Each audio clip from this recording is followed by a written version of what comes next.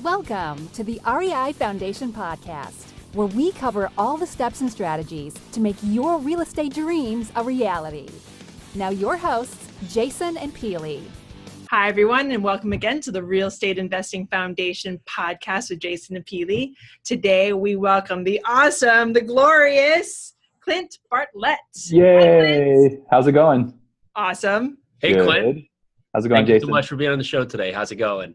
Thank you. It's going well. It's been raining like 5 days straight here, but I'm headed to San Diego tomorrow. I'm excited for some sun. So Awesome. Yes. Well, a little bit more about Clint. Clint co-founded his flipping company, Dynamic Properties, in 2013.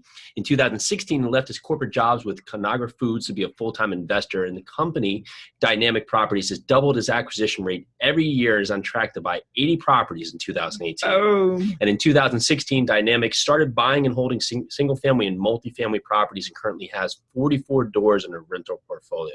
Wow. Well, that's awesome. And Clint, we know a lot about you. So why don't you tell us how this journey of yourself in real estate and Dynamic Properties started? Sure. I grew up here in Omaha, Nebraska. When I graduated from school, I took a job in California, and I was working for Frito-Lay, just a good little corporate job there. Moved back to Omaha and took a job with a different company, another corporate job, and kind of linked back up with my best friend who I'd grown up with and always stayed close to. And Jeff Cohn, who has a real estate team here in Omaha, Nebraska. Him and I had just started talking about, hey, let's flip a house together. Let's buy rentals together. And it was just kind of just an idea. And in 2013, we pulled the trigger and did our first little pet project flip.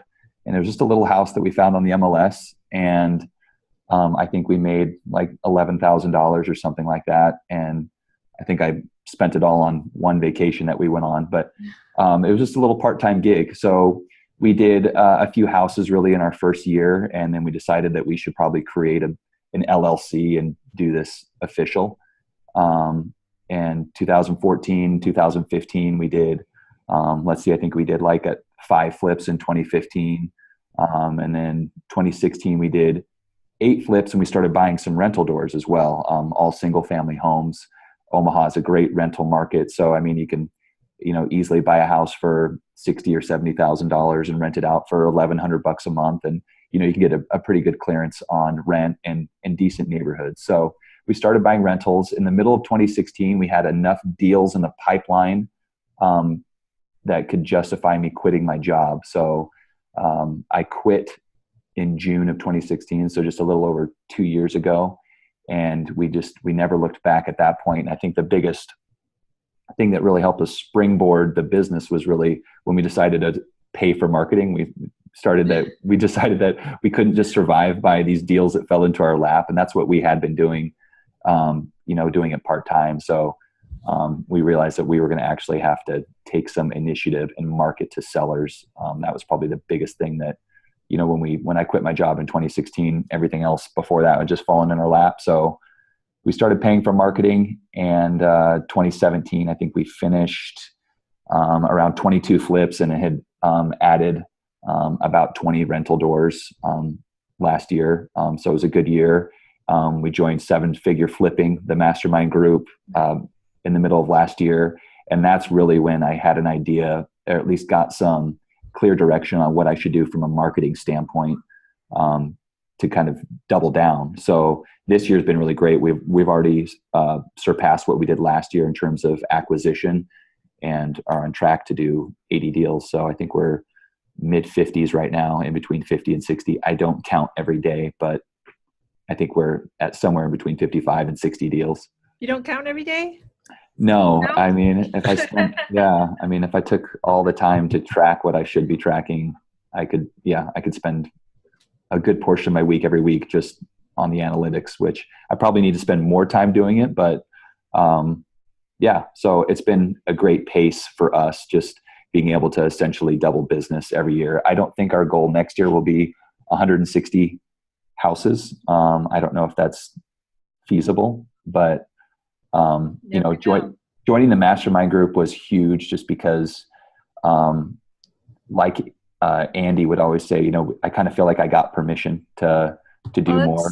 Let's talk about that a little bit more. Let's talk about mentorship and joining a mastermind. Mm-hmm. So what made you take that big step? Because joining a mastermind and the amount it costs and the level of that you need to be at to join the mastermind, that's a huge step. So what made you take that step? That's a great question. I think Jeff, my business partner, in his real estate team building business, he spent a lot of his career traveling around the country, just meeting with other successful teams. Like if he would hear about somebody else who's successful, he would hop on a plane and go see him. So he was a big pusher of that, of education and growing yourself in your career. The other thing that helped is I had been listening to Justin Williams' podcast since like 2012. And so I feel like I kind of knew him, and I did know Justin at BYU. I had met him and actually worked for him very short time frame. So I knew him, and I knew that I wasn't going to be joining some fluff mastermind just because I knew I could trust him. So, but I just knew that my business was kind of stagnant, and that unless I did something drastically different, that it was going to remain that way. So joining the mastermind, and after going to like my first meetup and just taking like 3 or 4 big action items and implementing them, I mean, it was a game changer. And I love what you said about what Andy McFarland, who's one of the mentors in 7-figure flipping. He says, basically he tells you, I give you permission. I give you all the permission to succeed. Mm-hmm. So if you look at the way your business is scaled, you've almost doubled year after year. I assume that the two of you are not out there doing the work, and you've put systems in place. How are you breaking up your roles? Yes. Well, Jeff is pretty much a silent partner. We put a lot together at the beginning, at the front end, in terms of how we wanted to structure the business. And so he's pretty much removed from the business. I take a salary out of the business, but otherwise we have a full-time calling operation. So we leverage right now just 2 full-time callers that are doing outbound calling, and they're based in the Philippines and are calling just basically any numbers that we can get for the Omaha, Nebraska market for this area. So they're doing that full time. We have 2 of his agents that are almost full time for us. So 2 agents on Jeff's real estate team act as our acquisition managers. They vet all the leads, set all the appointments, run all the comps and the analysis on the properties. And I join them on those appointments if my schedule allows it, just because I really enjoy meeting with sellers. So that's probably my favorite part of what I get to do is going on appointments, meeting sellers, and negotiating contracts. So that's the piece that I probably have where I spend most of my time is on that front end. In addition to the marketing, I love spending my time on, hey, what new marketing are we going to do? Or are we, marketing to the right people or using the right type of marketing? So that's where I spend the majority of my time. My older brother is our project manager on our flips. So we close, we've only wholesaled 2 of our houses this year. So we close on everything that we buy, and we either wholesale it, just list it as is and put it on the market, rent it, keep it for rental. We like to keep about 20% of what we buy as our rental and add it to our rental portfolio, or we flip it. So my brother is our project manager, and he's hands-on some of the time. So he's buying materials, getting bids from subcontractors. And then we have one other full-time guy who helps us out with painting, with demolition, any other odds and ends as we're getting a house ready to put on the market. But between those groups of people that we have in place, I don't feel overwhelmed. I can focus time on new marketing or growth or different areas. One big thing that we're trying to do is get into larger multifamily acquisition, which the both of you are great contacts for that, which I've already reached out.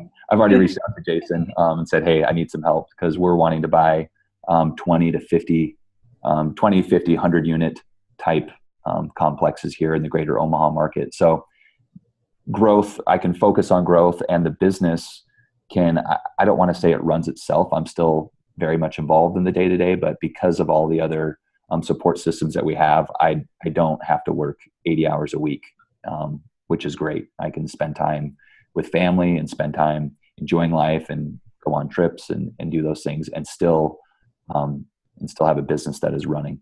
That's awesome. So the first thing is I give you permission to succeed in large multifamily. There, Thank you. done. I need it. You're gonna get the next deal tomorrow. I'll take it. Good. But let's do a little case study, because this is awesome, that just the transition here. So if we're talking here, you have your 2 outbound callers. I assume they're cold calling the list, and just how would a call like that go? What is the preface of their call? First of all, the lists are, it's basic lists that you would mail to high equity, absentee owner, whatever the situation would be. So we get the phone numbers for those lists, and it's very simple. Hey, one of our callers, his name is Alvin. Hi, my name's Alvin. I represent a local investment company called Dynamic Properties, and they're interested in making a cash offer in your home. Have you ever thought about selling? So he starts the conversation out really simple, and 99.95% of the people hang up on him, or they don't take the call. But for the people that do take the call and are interested and show some level of interest, he drops that lead into our CRM, and that goes right to either one of the agents, depending on which caller gets the lead. And then the agents will follow it from there, add them to our follow-up system in our CRM. And the outbound cold calling, if you guys are doing it, my opinion of it is it's a lot more, it's a much colder lead. You're starting out very, very cold because you contacted them. They never reached out to you at any point. So there's a lot more nurturing that has to take place. And I think that investors are generally impatient. So because of that nurturing process, I think a lot of those leads would normally would fall off. Whereas if, because of our acquisition managers are following up every 4 weeks or every 6 weeks and calling them back. And we've had people that have been in our pipeline for a year, sellers that were kind of on the fence, and we just stay in touch with them. We stay in front of it, and we're able to get a contract a year later because we're willing to kind of nurture that cold lead into a warm lead and then into a hot lead. So how many of, because that's a great point. Mm-hmm. Just to make this more reinforced, how many of your deals this year have come from first interaction versus follow-up? Almost. Roughly. Yeah. First interaction. First of all, we're in the Midwest. People move slow here. They need to make an informed decision. They want to do their homework. They want to talk to their family. They want to talk to other realtors. And just so I'm clear on what you're asking, in terms of like on our first visit on the first appointment, do we lock it up under contract? Very rarely does that happen. And even the first phone conversation, it's usually 3 or 4 phone conversations to lead to an appointment. So people just are very conservative here. They want to make informed decisions, and we use that to our advantage because we're very low pressure in our sales pitch, and when we're negotiating, we don't even bring a contract into the house with us. We don't leave one in the car and do the whole game where you go back out to the car and then bring it in and then pretend like you have a phone call with your manager about the price. Like, we don't do any of that. We're very straightforward, and we tell people that, hey, you need time to make a big decision. Of course we sell all the advantages of working with us. We can close anytime you want to. We're paying all your closing costs. You can sell it as is. All of that stuff we do sell hard. But at the end of the day, we just say, hey, it's your decision. It's got to work for you. And I feel like that kind of empowers people, and it's more applicable to the mindset in the Midwest, in my opinion. I think that's a great mindset. Overall. No matter where you are, where you're at, like, give the power to the seller. Mm-hmm. Let them know that they have the power. Let them know that they can call you, and that you're not gonna like bulldoze them with all these sales tactics. Mm-hmm. So that's some great advice. But if you're also starting your marketing, it's just, you have to be patient.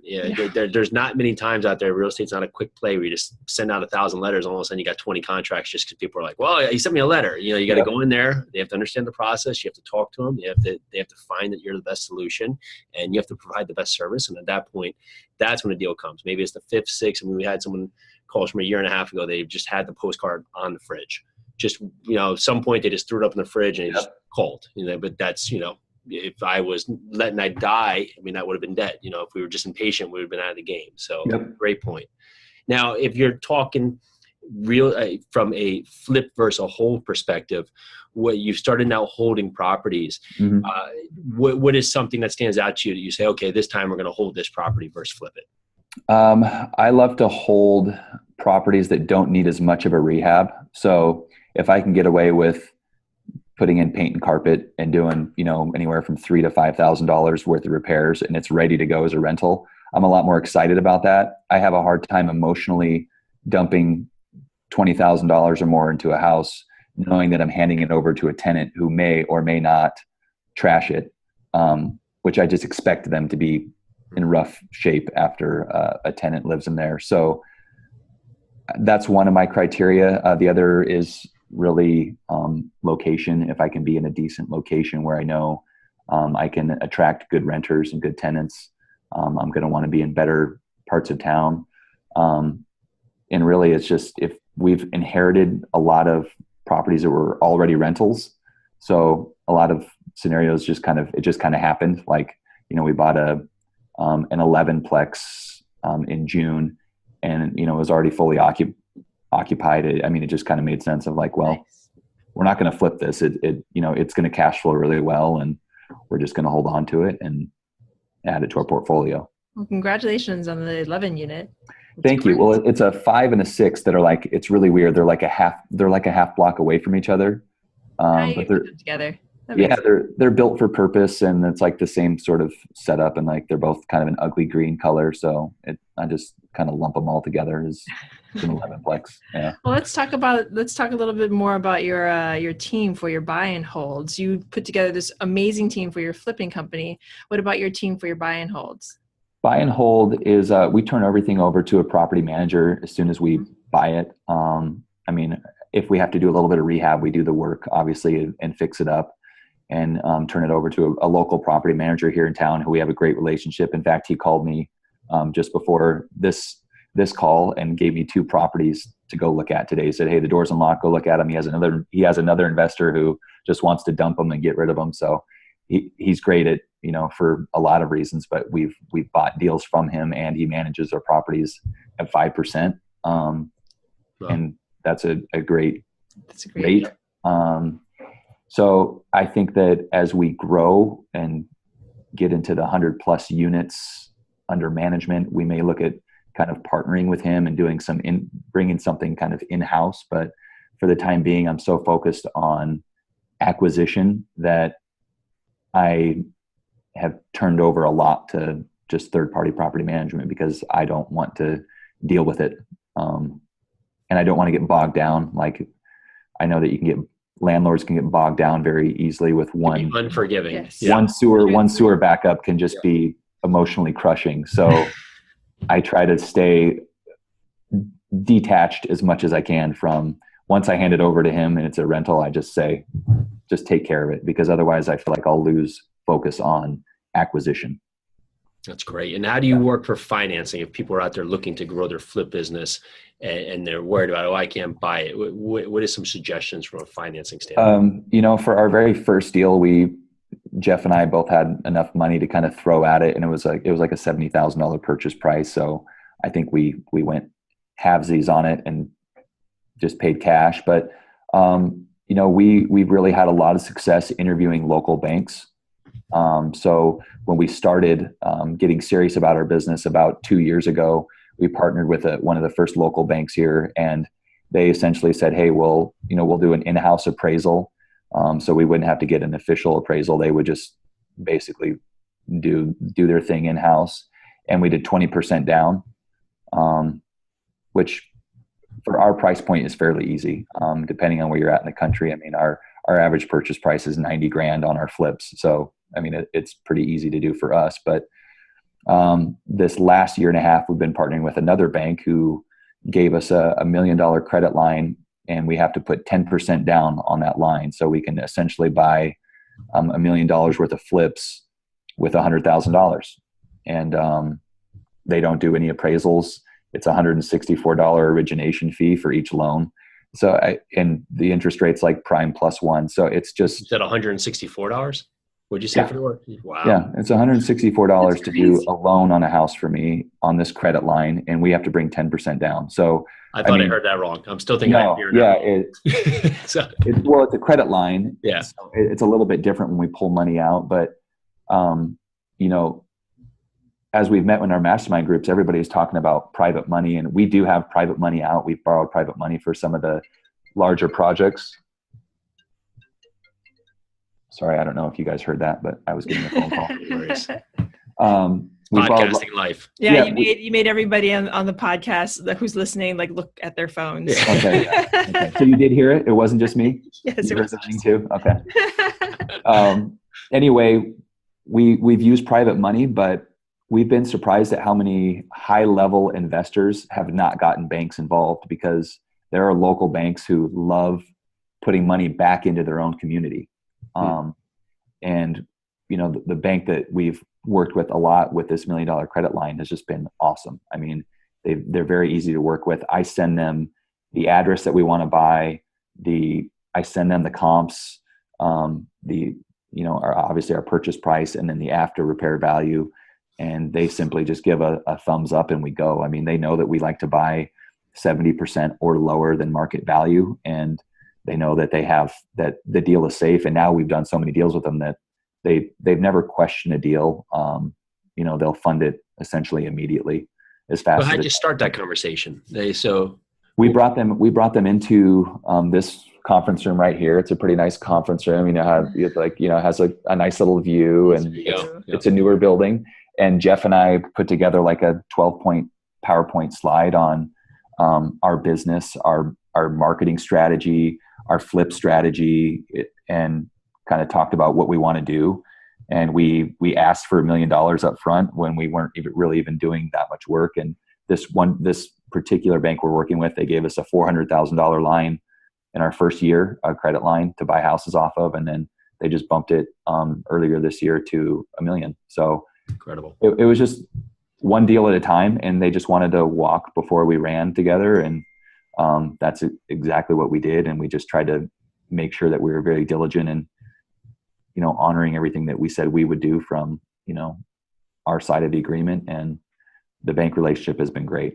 So that's what I push that in the mastermind to say, hey, if you're flipping 100 houses a year, there's banks that want to work with you. You have enough money moving in and out of your operation that you don't have to pay 10 or 12% for your money. You can pay bank rates essentially. So that's what we've had a lot of success doing. Now I know as we grow, we're going to need that.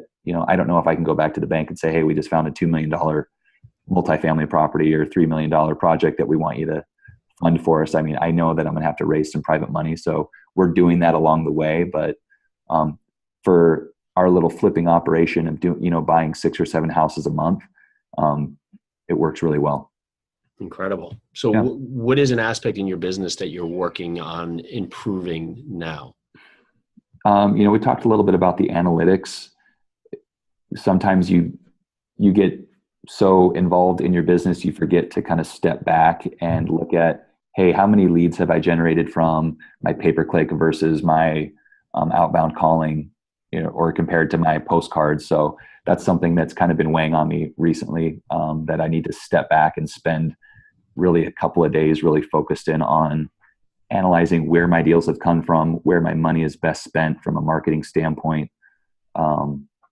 So yeah, I think sometimes we put our head down and we just buy a house and buy, sell, and we forget to look at, the big picture. The big picture and which ones, hey, which deals are really good deals, what parts of town are really working for us right now. And so that's what I need to step back and do, is kind of look at that. Why don't we do this? A week from now, I'll call you and you can call me, because I got to do the same thing. I have to dig deep back into our KPIs. That's right. Okay, maybe give me 2 weeks. Give me 2 weeks. 2 weeks. 2 weeks. Okay, 2 weeks. Yeah. 2 weeks.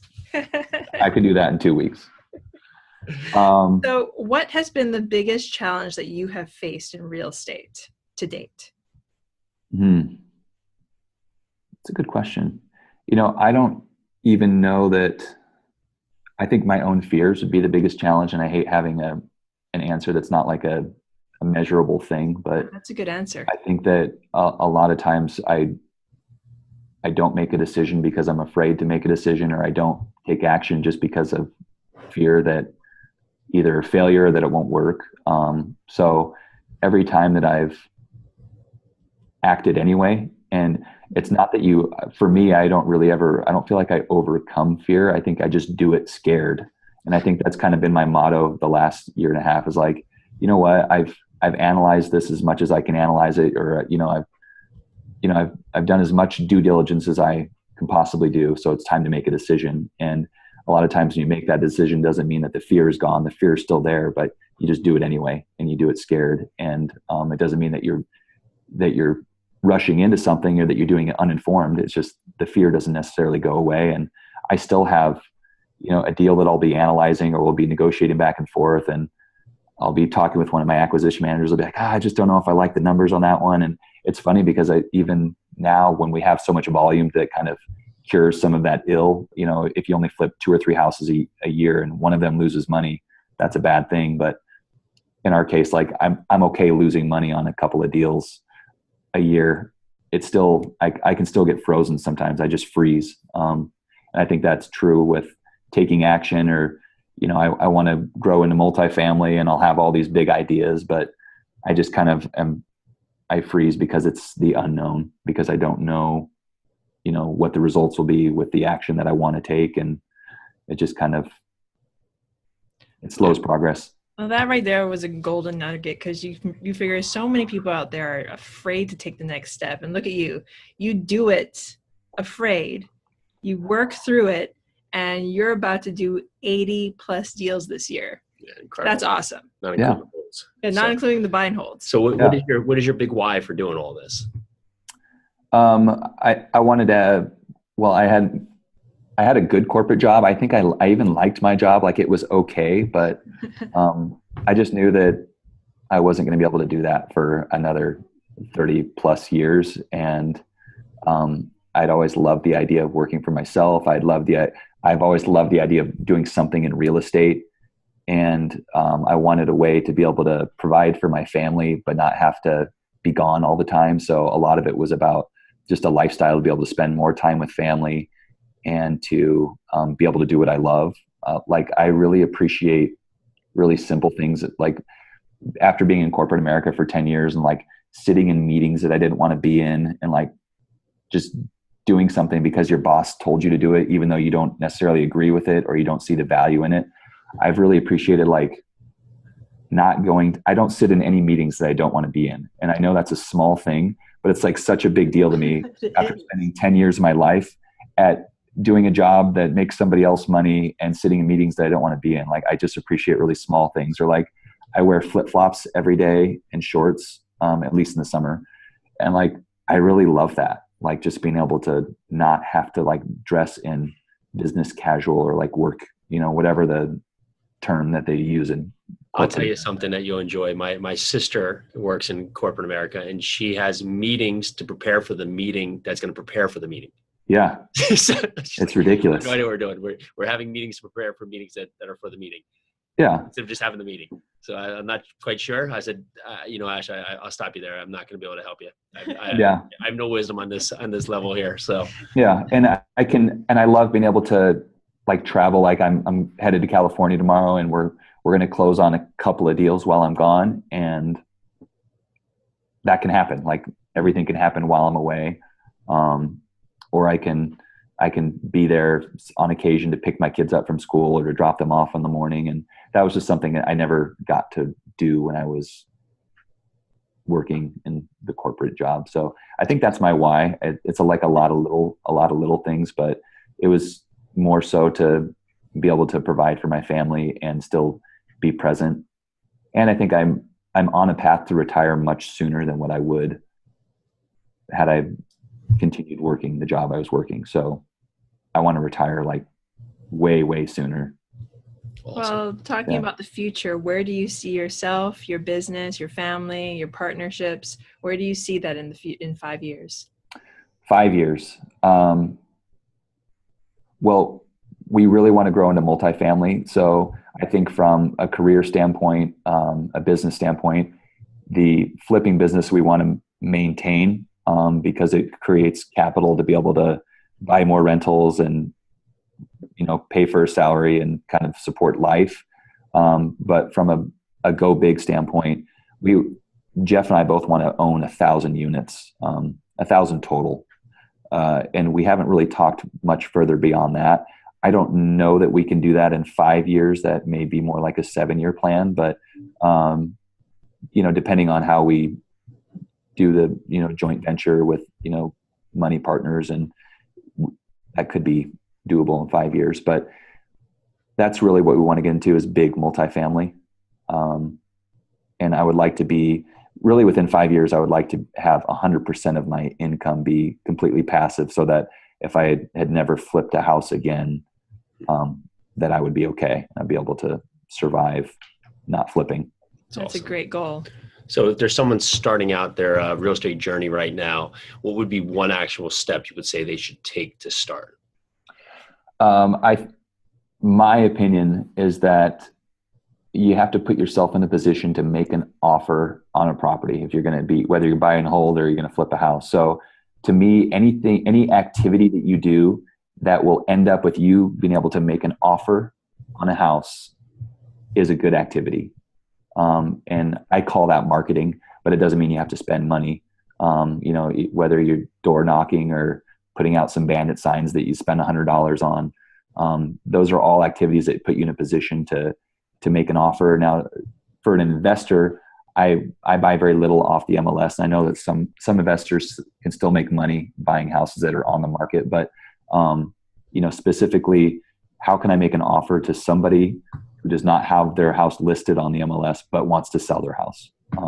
So that's would be my advice for somebody who's interested is, well, put yourself in a position to make an offer and then make that offer, and see where it goes from there. And don't worry about all the other steps of like finding the money or, how do I rehab a house? I think a lot of people who watch HGTV or the fix and flip shows, they see all of the issues with like flipping the actual project. But I think, all the real work is done up front, finding that house where there's room to make some money at the end of the project. Yeah, absolutely. So, great advice. That's great. Thank you. So what are some words that you live by? Words that I live by? Integrity would be a big one. I try to do what I say and say what I do. That's a big one for me. So I don't really have any others that I can think of right now. No, that's perfect. I'll just give you the one. Yep. That's perfect. And that's all I got. If others would like to hear a little bit more about you, find more about your company, what would be the best way for them to connect with you? They could email me directly, clint@dpomaha.com. That's Dynamic Properties is my LLC. They can find us on Facebook, though I don't spend a lot of time updating my Facebook page. But yeah, email me and start a conversation. Awesome. They can find me any which way. And I love to talk real estate with anybody and everybody. And so whenever there's an opportunity to talk about it, I take that opportunity. Well, great. Well, thank you so much for coming on the show today. You gave us a wealth of information about how you started out doing 5 flips in 2015, grew to 8 flips in 2016, buying some rental properties, to today looking to do over 80 deals this year, not including all the buy and holds you have, and just the advice of having the fear of not taking action, but just overcoming that and taking the action was just incredible. And to leave that with the word integrity is a great way to end. Clint, thank you so much for today. We really appreciate it. Thank you both. Thank you so much. We're so grateful for you for being on our show.